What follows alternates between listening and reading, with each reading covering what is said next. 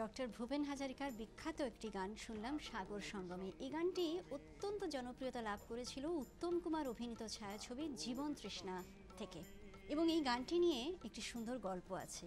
প্রথমে ভূপেনবাবু যখন জানতে পারলেন যে এই গানটি তিনি উত্তম কুমারের লিপে গাইবেন, তখন কিন্তু তিনি বেশ ভয় পেয়ে গিয়েছিলেন। তার মনে হচ্ছিল যে মহানায়ক মানেই তো হেমন্তবাবু, অর্থাৎ হেমন্ত মুখোপাধ্যায়। কাজেই হেমন্ত মুখোপাধ্যায় বাদে উত্তম কুমারের কণ্ঠে অন্য কেউ গান গাইবেন, এটা কি মানুষ নেবেন বা তারা কি তাকে ভালোবাসবেন?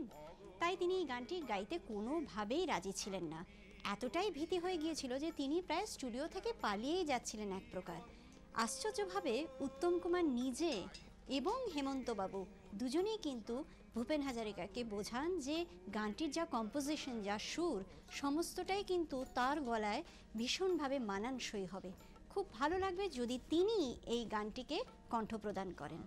যাই হোক, ভয়ে ভয়ে তিনি এই গানটি রেকর্ড করেন এবং পরবর্তীতে জীবন তৃষ্ণা ছায়াছবিতে যখন এই গান মুক্তি পেল, মানুষ শুনলেন এই গানটি, তখন ভীষণভাবে তারা গানটিকে ভালোবাসলেন। গানটি জনপ্রিয়তার শিখরে পৌঁছে গেল। বাকিটা তো ইতিহাস।